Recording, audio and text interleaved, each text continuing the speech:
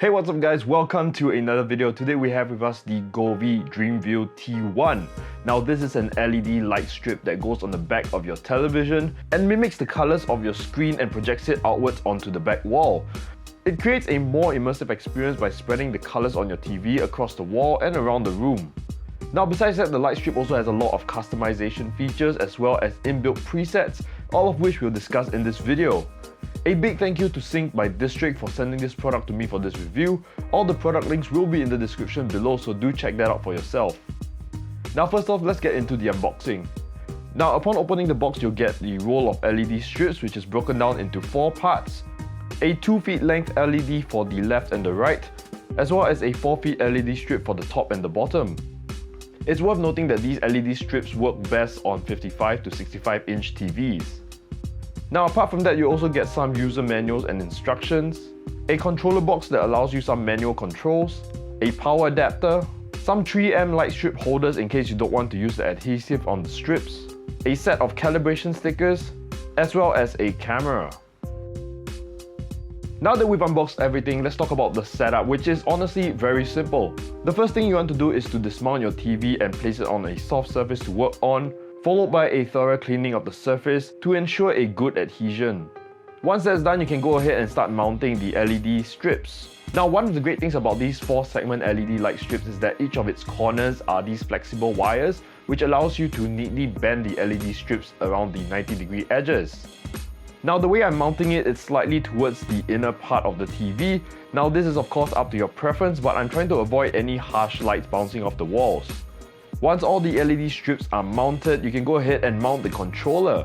Now when mounting the controller, you want to have it placed at a position where all the cables can be accessed and easily plugged in. Now last but not least, you have to install the camera, and the best way to do that is to mount your TV back onto the wall and then install it either at the top or the bottom of the frame. Now for those of you who are unfamiliar with this product, the camera basically allows the LED light strips to see what the TV is projecting and mimic the colors. So it's really important that the camera knows how wide and how big the TV is, and that's exactly what these calibration stickers are for. So what you're going to have to do next is to stick on these stickers onto your TV, not pressing too hard in case the adhesion gets too sticky, but hard enough that it won't fall off. Now this was pretty simple to place all 7 stickers on. There is an instruction for you, and basically that's almost all you have to do. The next step is to use the app to realign all the guidelines to the position of these stickers, and that's basically all you have to do for the calibration.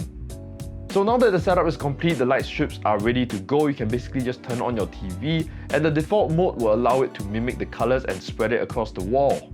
Now as mentioned earlier, the camera picks up the colors that are shown on the screen and projects it around the edges where the light strips are. Now it is pretty impressive how quick the camera picks it up and projects the light back out, and there isn't much of a lag in between, so that's really good.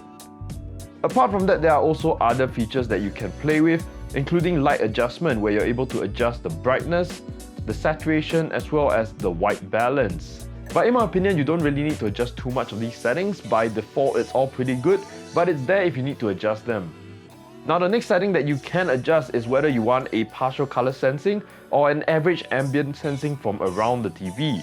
What this basically means is that you have the option to either mimic the edge colors of the TV or get an average color or color blend that's on the TV and project it out in one single color.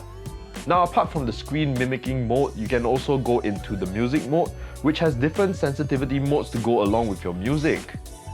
There's also a custom color option where you're able to set custom colors along the line of the light strips.